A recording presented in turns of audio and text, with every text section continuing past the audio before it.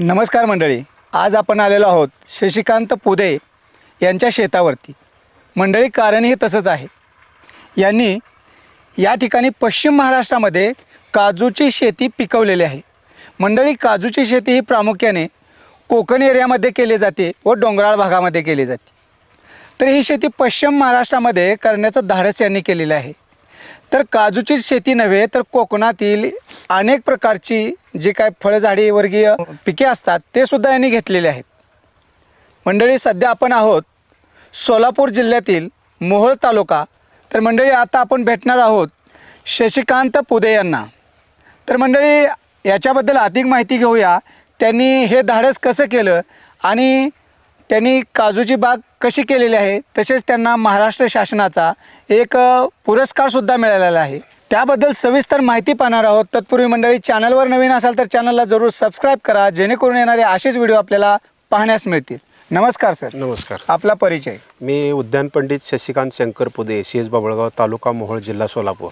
एक खिलार गोपालक पण आहे आणि खिलार गाईच्या आधारावर सेंद्रिय शेती करण्याचं सुरुवात मी केली। त्यामध्ये काजू, आंबा, चक्कू, नारळ, सुपारी, मसाला पिके इत्यादी सर्व पिकांचा मी माझ्या शेतामध्ये नवीन प्रयोग करत मला एक ह्या सर्व कामाचं एक कौतुक, एक पाठीवर शाबासकीची थाप म्हणून राज्य शासनाने मला एक उद्यान पंडित पुरस्कार हा प्रदान केलेला आहे। आणि त्यांचा पण मी आभारी आहे, कारण मी जी काम केलं त्या कामाचं माझं कौतुक त्यांच्याकडून झालं, त्याबद्दल मी समाधानी आहे। ठीक आहे सर।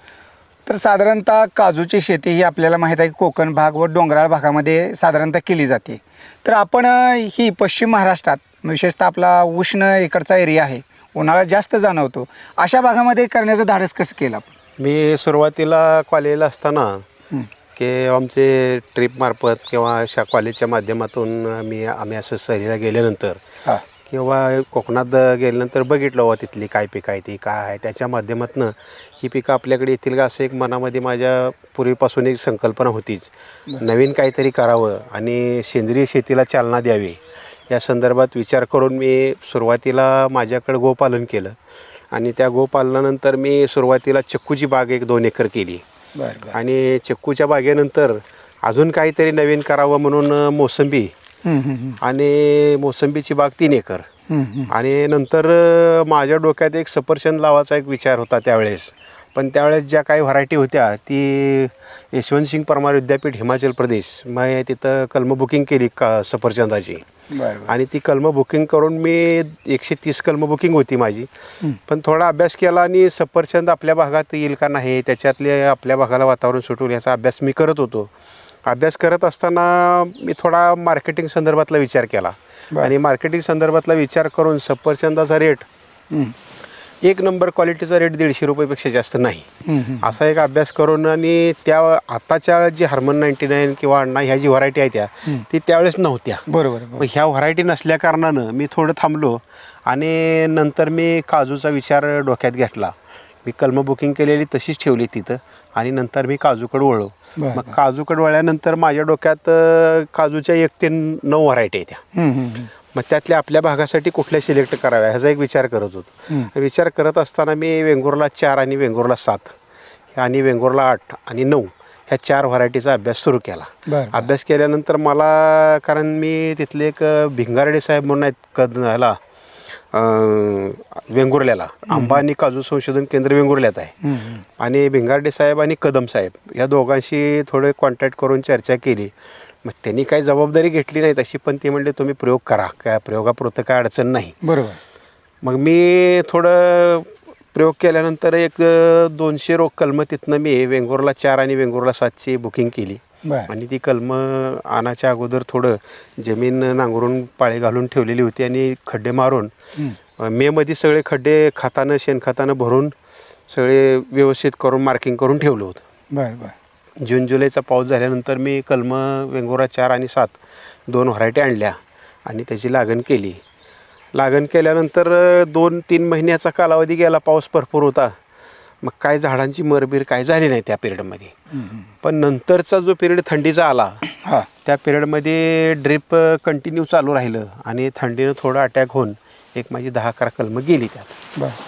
मग मी थोडा अभ्यास केला आहे, पिकाला पाणी कमी लागतं ह्याची नोंद करून ठेवली. अगदी अगदी बरोबर. नोंद करून ठेवल्यानंतर मी त्या कदम साहेब आणि भिंगारडे साहेबाशी कॉन्टॅक्ट करून पाण्याचं किती तास चालू ठेवायचं थोडं विचार करून मी 4 दिवसातनं 5 दिवसातनं 1 तास फक्त पाणी सोडायला चालू केलं. बरं बरं बरं. आणि पाणी तेवढं सोडायला चालू केल्यानंतर झाडाची वाढ पण व्यवस्थित झाली आणि झाडावरचं तेज किंवा रोगराई काय दिसेना गेले. मग त्याच्या पण नोंदी ठेवत गेलो मी सगळं. बरं बरं. मी 1-2 वर्षे मी अशा पद्धतीचा प्रयोग करत सगळं ह्याचं नोंदी करून लिखाण करून मी प्रत्येक पाना गणित याचा अभ्यास करून नोंद करून ठेवलेली आहे. आपल्या भागात किती टक्के येईल ह्याचा मी अभ्यास करून नंतर मग ते सिलेक्ट केल्या जे 4 आणि 7. आणि आता मागच्या वर्षात वेंगुर्ला 9ची पश्चिम महाराष्ट्रासाठी शिफारस झालेली काजूची नवीन व्हरायटी आली आहे. बरं बरं. त्याचे पण कलम आता मी बुकिंग केलेत. मी थोडी 4 लावलीत आता. आता ह्या वर्षी यातली जी नवीन जी काय लागण करायची आहे ती वेंगुर्ला 9ची करायची आहे. आणि 4थ्या वर्षीपासून उत्पादनाला सुरुवात झाली. पण हे करत असताना मी रासायनिकचा वापर अजिबात केलेला नाही. पूर्ण सेंद्रियवर सुरुवातीपासून. बरं बरं. मग सेंद्रियवर करत असल्यामुळं मला काय म्हणजे एवढं त्रास वाटत नव्हता. पण ह्यातला जी जोड लागणार आहे सेंद्रिय खतं, शेण गोमूत्र, ह्याचं जे जीवामृत, दसपर्णी अर्क, पुन्हा निमतेल आणि आग्नेयास्त्र ब्रह्मास्त्र ह्याच्या फवारण्या मी घेतो त्याला. बरं. 15 दिवसातनं महिन्यातनं एखादी फवारणी घ्यायचो.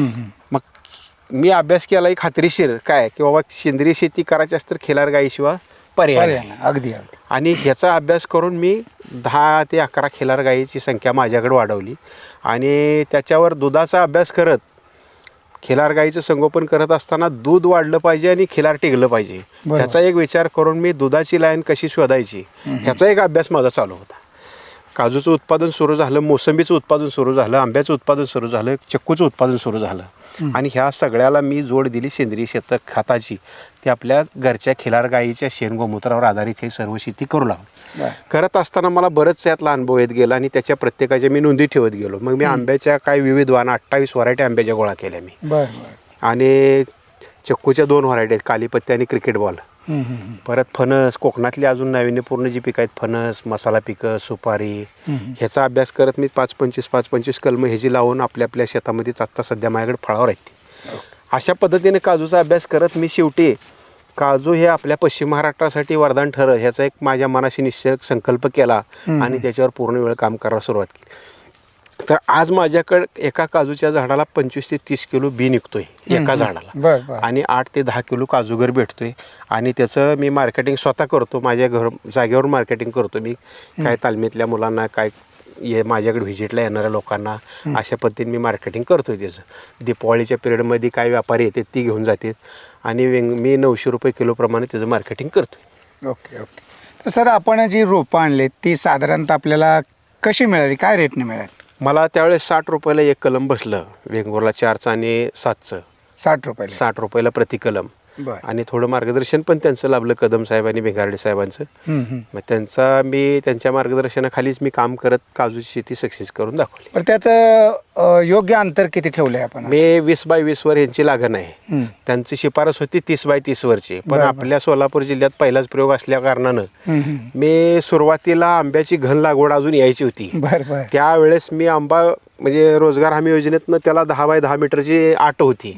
त्या अटीचा पण मी न विचार करता आंबा 20 बाय 20 वर घेतला. 10 फुटाचं अंतर मी कमी केलं. काजूचं पण 10 फूट कमी केलं आणि आंब्याचं पण 10 फूट कमी केलं. तर त्याच्यात मला आंब्याचं झाडाची संख्या वाढल्यामुळे त्याचं बी उत्पादन वाढलं या अनुभवाला. आणि नंतर घन पद्धतीचा अवलंब आता सगळीकडे सुरुवात झाली.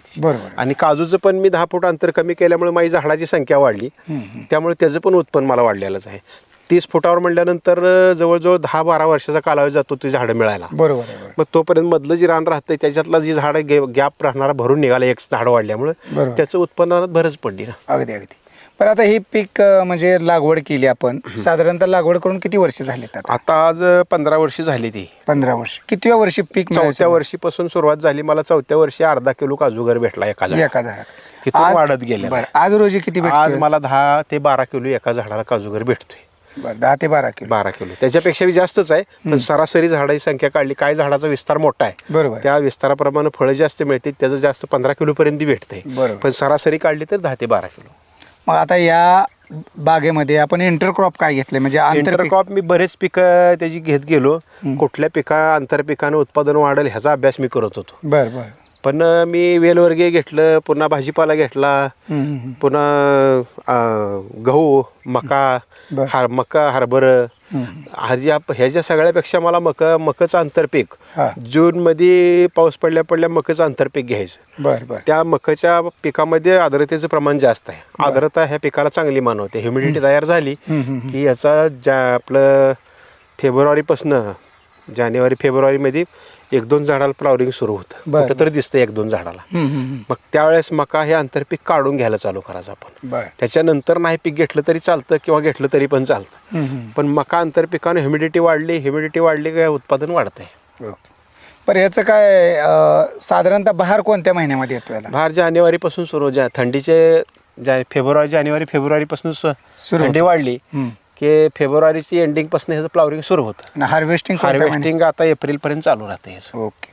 तर साधारणतः मग या कालावधीमध्ये हार्वेस्टिंग होते. नंतर याला काय कटिंग वगैरे सिस्टीम? नाही, मी छाटणीचा प्रयोग केले. छाटणीचा प्रयोग घेतलेलं झाड आपल्याकडे उभा राहत नाही. एक तरी झाड तुम्हाला सरळ दिसतंय का बघा? बरोबर आहे. जमिनीचा सपोर्ट घेऊनच झाड वर आलेला आहे. कोकणात ह्याला गडगी रचली जाते दगडाची सपोर्टसाठी, कारण तिथं मातीचं प्रमाण कमी आहे. आपल्याकडे मातीचं प्रमाण जास्त असल्या कारणानं झाड लवणलं जातं. जास्त पाऊस झाला का झाड कोलमाडत. बरोबर आहे. मग सरळ झाड असणारं उपसून पडतं. त्यापेक्षा मी छाटणी घेतली, छाटणी घेऊन बघितली 2 झाडाची, ती झाडं उपसून गेली. मग ह्याचं छाटणीचा विस्तार अजिबात घेतला नाही. ह्याचा जमिनीला सपोर्ट घावला की झाडानं वर ग्रीप घेतली परत. अगदी. तर हा नवीन प्रयोग करत असताना इतर लोकांनी आजूबाजूच्या जगावेगळं काहीतरी करतोय असं म्हणून काय लोकांनी? बऱ्याच लोकांचं कसं होतं, काय तर करत बसतं. आपल्याकडे काही येत नाही पिकायती काही, आपल्याकडे येतंय तेच करावं, मग जमीन गुंतवून ठेवायचं, असं बरंच घरातून विरोध होत होता, बाहेरचे लोक म्हणून. पण ज्या वेळेस उत्पादनाला सुरुवात झाली आणि उत्पादन चांगलं भेटलं त्यावेळेस लोकांच्या व्हिजिट माझ्याकडे आज कमीत कमी 14,000 ते 15,000 लोकांचे व्हिजिट झालेत. मग यामध्ये काय मंत्री येऊन गेले, आमदार येऊन गेले, खासदार येऊन गेले. विजयसिंह मोहिते पाटील, त्यांच्या घरची वहिनी, त्यांनी व्हिजिट केली.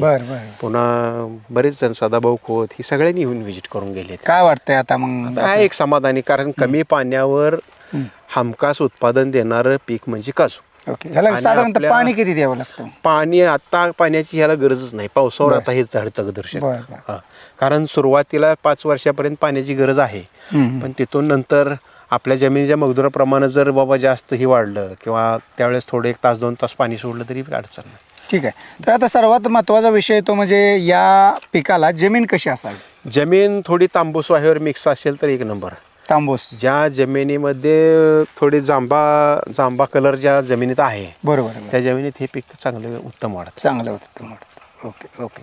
तर याच्यावर रोगराई वगैरे होते का? आणि त्याच्यावर रोगराईसाठी कसं, ह्याला एक रोठा म्हणून कीड आहे. म्हणजे आपल्या आंब्याला कशी हुमणी लागते तशा पद्धतीची एक कीड आहे. पण आपल्या भागात अजून तरी काय नाही. कोकणात त्याचं प्रमाण बरंच आहे. आणि टी मॉस्किटिव्ह, एक फ्लॉवरिंग सुरू झालं ना त्यावेळेस एक टी मॉस्किटिव्ह येतो. मग त्यासाठी एखादं नीम तेलाची फवारणी किंवा लिंबळे अर्क किंवा अग्निअस्त्र एखादं घेतलं तरी ती बी मोहर उमलाच्या अगोदर. मोहर उमलल्यानंतर एकही फवारणी घ्यायची नाही. ह्याच्यावर जेवढ्या मधमाशाचं प्रमाण असेल तेवढं ह्याचं उत्पादन वाढतंय. याला खत व्यवस्थापन कसं? खत मी ह्याला काय करतो, जीवामृत आता जून महिन्याच्या पहिल्या आठवड्यात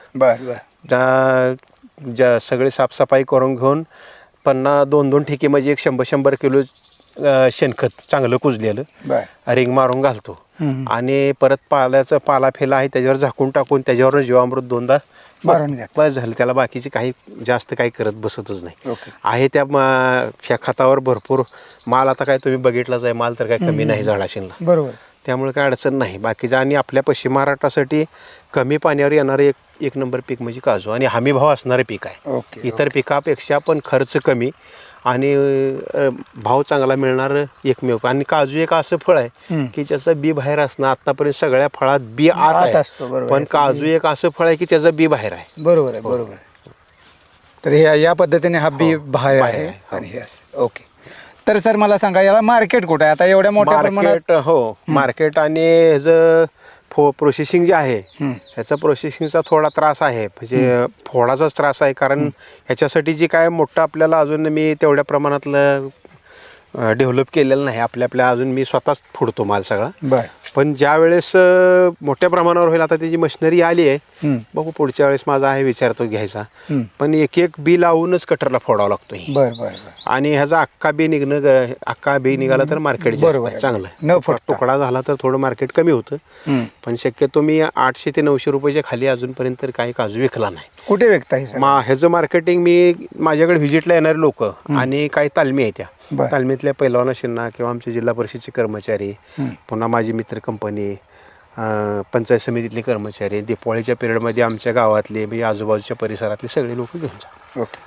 तुमचं पाहून काय शेतकऱ्यांनी वगैरे लागवडी केलेली आहेत का? आमच्या गावात स्वामीने केलेली आहे. बर. आता त्यांनाही मोहर चालू झाला आहे. ह्या वर्षी थोड्या झाडांना फळं आली होती. पुन्हा भाळवणी कारखान्यापाशी एक जण मित्र आहे आपला, त्यांनी पण लावले 2 एकर पंढरपूर तालुक्यात. बर. आणि पुन्हा बार्शी तालुक्यात 5 बागा झालेत आता. बर बर. ते लोक येऊन व्हिजिट करून बघून गेल्यानंतर ते निर्णय घेऊन मार्गदर्शन. हो, आपल्या मार्गदर्शनाखालीच आहे. मग त्यांना तुम्ही रोपे पुरवले का? नाही, मी काय केलं, आता नर्सरीचं माझ्याकडे सगळं नियोजन आहे, पण माणूस बळा अभावी. बर बर. मी आता माझ्याकडे सगळे मदर प्लांट उपलब्ध आहेत. बरोबर. 28 व्हरायटी आंब्याच्या आहेत, त्या काजूच्या 4 व्हरायटी आहेत, त्या पुन्हा सुपारीचं आहे, नारळ टीडी आहे, बानावली आहे, ऑरेंज डॉर्प आहे. Okay okay. चक्कूची कालीपत्ती क्रिकेट बॉल आहे. बर. परत ही सगळे मदर प्लांट माझ्याकडे बरोबर आहेत. आणि 10 वर्षाच्या पुढचे मदर प्लांट आहेत. भविष्यात माझे एखादा चिरंजीव नर्सरी टाकल ते, पण आता सध्या बघायला माणूस नसल्यामुळे मी थोडं थांबलेलं आहे. Okay okay. तर आता टोटल किती एकर बाग आहे म्हणतात? 1.5 एकर आहे. 1.5 एकरात माझं सगळं उत्पन्न मिळेल? हो, 3-3.25 लाख रुपयेपर्यंत उत्पन्न मला भेटतंय सगळं खर्च प्रत्येक वर्षी? हो, वर्षाला 3.25 लाखापर्यंत 1.5 एकर. खर्च किती होतो याचा? खर्च फोडणीचा खर्च थोडा जास्त आहे. एक 70-80 हजार रुपये माझा खर्च जातोय. म्हणजे हे प्रोसेसिंग म्हणजे सगळंच टोटल 1-1.25 लाख रुपयेपर्यंत माझं खत बीज सगळं खर्च होतोय. 1 लाख 1.5-2 लाख रुपये मला राहते. राहते. परंतु याला जास्त म्हणजे काय पाणी वगैरे द्राक्षाच्या डाळिंबाचा जर विचार केला तर त्याच्यापेक्षा 10 पटीने काजू बरं चांगला आहे. म्हणजे मजुरांची किती संख्या राबायला? मजुरांची संख्या एक 4 बाया झाल्या तर बस झालं. म्हणजे काढणीच्या वेळेस गोळा करायचं आणि फळापासून बिया अलग करायचं, बियाचं प्रोसेसिंग म्हणजे कसं वाळवायचं, पुन्हा वापरून घ्यायचं, ही थोडं आहे त्याचं. ओके. तर इतर शेतकऱ्यांना काय सांगाल की या पिकाची लागवड करावी का आणि का महत्वाचे? आपल्या पश्चिम महाराष्ट्रात द्राक्षे डाळिंबाचे जे रेट कोसळतात आणि द्राक्षे डाळिंबावर जेवढं रोगराई आहे त्याच्या 10 पटीपेक्षा पण म्हणजे 100 पटीने कमी रोगराई आणि त्याच्यापेक्षा चांगला रेट असणारं पीक म्हणजे काजू. आणि माझा एकच संदेश आहे की ही फळझाडं जी करायची आहेत, की युवा पिढी असू द्या किंवा अजून जुने शेतकरी कोणी असतील ते रासायनिक शेती करणारे, त्या शेतकऱ्यांना एकच संदेश राहील माझा की खिलार संगोपन आणि फळबाग ही एक पूर्वीपासून चालत आलेलं एक नातं आहे. अगदी अगदी. आणि सेंद्रिय शेतीला जर जोड व्यवसाय म्हणलं तर खिलार गोपालन आणि खिलार गाईचं शेण गोमूत्रावर आधारित बाय प्रोडक्ट भरपूर आहेत. बरोबर. आणि ते पण आपण केले तर त्याच्यातून बी आर्थिक उत्पन्न चांगलं भेटते. ओके. आज खिलार गाईचं तूप 5,000 रुपये किलो आणि गोमूत्र 30-35 रुपये लिटर आहे. बरोबर. आज तुम्ही जी बाकी रासायनिक औषधं जी वापरताय त्या औषधाला कितीतरी पटीने चांगल्या पद्धतीचं काम करणारं आणि जमीन पैलवान करणारं काम ही आपलं खिलार गाईचं माध्यम आहे. बरोबर. आणि ह्याच्यावर दुधाची वंशावळी थोडा अभ्यास करून इनब्रीडिंग न होऊ देता जर आपण खिलार संगोपन केलं तर आज माझ्याकडे 6 लिटर दूध देणारी एक खिलार गाय आहे. एका टायमाला 6 लिटर पिळते गाय आज माझ्या चालू गाडीला सुद्धा. तर खिलार गाय दूध देत नाही, त्याचं इनब्रीडिंग न होऊ देणं हे आपलं काम आहे. इनब्रीडिंग झालं तर दूध घटतं, नाही तर व्यंग जन्माला येतं. त्यापेक्षा आपण नैसर्गिक रेतनामध्ये आपली जशी वंशवळ आपण बहीण आपली जी परंपरा जी आपण जतन केलेली आहे त्या पद्धतीने त्यात जर आपण लक्ष घालून जतन केलं तर आपल्या दूध उत्पादनात घट येत नाही. खिलार गाईचं दूध अमृतापेक्षा श्रेष्ठ मानलं जातं. आणि त्याच्या शेणामध्ये जी ताकद आहे ते इतर कशातच नाही. आणि जे आपल्या खिलारमध्ये जी चंचल बुद्धी आहे ती इतर कुठल्या दुसऱ्या गाईत नाही. चपळपणा, रागीटपणा, हुशारी ही सगळं जेनेटिक आहे. आणि ती आपल्या लहान मुलांना, वयोवृद्ध आई वडिलांना जर दूध, ताक, दही, तूप मिळालं तर त्यांच्या आजारापासून त्यांची मुक्ती आहे. तर शेतकरी बंधूंनो, निश्चितच आपण पाहिलं असेल की साधारणतः 1970च्या मागील कालावधीमध्ये आपल्याला ज्वारीचे पीक हे मोठ्या प्रमाणात घ्यायची आणि ते मोठ्या प्रमाणात आपल्याला उत्पन्न द्यायचं, तर त्यावेळेस पहा तुम्ही पूर्वजांना कोण घरामध्ये वृद्ध असतील तर त्यांना विचारा की त्यांच्याकडे गायींची अक्षरशः कळप असायची, बरोबर आहे का? हो बरोबर आहे. त्यांच्याकडे मोठ्या प्रमाणात खिलार गाय असायच्या आणि त्या खिलार गायींचे दूध तुपावरच त्यांचा प्रपंच चालायचा आणि त्या गायींचं शेण ते आपल्या शेतामध्ये टाकायचे आणि शेतामध्ये एकच पीक घ्यायचे परंतु भरघोस उत्पन्न मिळायचं, ते म्हणजे ज्वारीचं वगैरे ज्वारी, पीक होतं. ज्वारी आपल्या- करडई असेल, हो. ज्वारी असेल आणि त्यावेळेस मोठ्या प्रमाणात ज्वारी होत होती. हो 100-150 पोती हा. ज्वारी होणारे आपल्याकडचे शेतकरी आहेत. शेतकरी तर आता रासायनिक खताचा आणि आपण मोठ्या त्यावेळेस प्रमाणात वापर त्यांच्याकडे करतोय. 100-150 पोती ज्वारी होण्यामागचा जे उद्देश होता त्यांचा, हम्म. तर ते सेंद्रिय शेती म्हणजे रासायनिकचा वापर तर नव्हताच, नव्हताच, माहितच पण नव्हतं. जमीन पैलवान पुढच्या आज आपण जी तग धरून जमिनी पिकवतो अजून त्यांच्या खातावर आहेत. बरोबर आहे, ज्या अजून आता इथून पुढच्या पिढीला शेणखत काय असतंय हे बरोबर. पण कळायचं अवघड व्हायला लागलं, अशी परिस्थिती व्हायला आहे. कारण बैल त्यांच्याकडे 8-10 बैलजोड्या असत होत्या त्यावेळेस. बरं. तर आता ती बैलजोडी संपूर्ण ट्रॅक्टरच्या माध्यमामुळे आपल्याला बैल खिलार संगोपन करणं ही पुढच्या पिढीसाठी आपल्याला दाखवासाठी तर निदान करावं लागेल. म्हणजे या बागेमध्ये चांगलं उत्पन्न येण्यासाठी आणि या उष्ण भागामध्ये चांगलं उत्पन्न येण्यासाठी खिलार सुद्धा तुम्हाला काही थोड्या प्रमाणात मदत हो, हो, करते. हो. तर निश्चितच मित्रांनो, साहेबांनी चांगली माहिती सांगितली. जर का आपल्यालाही याबद्दल अधिक माहिती असेल तर आपण यांच्या बागेला भेट देऊ शकता. यांना चांगलं उत्पन्नही मिळत आहे, कमी कष्टामध्ये उत्पन्न मिळत आहे आणि चांगला हमीभाव असणारे पीक आहे.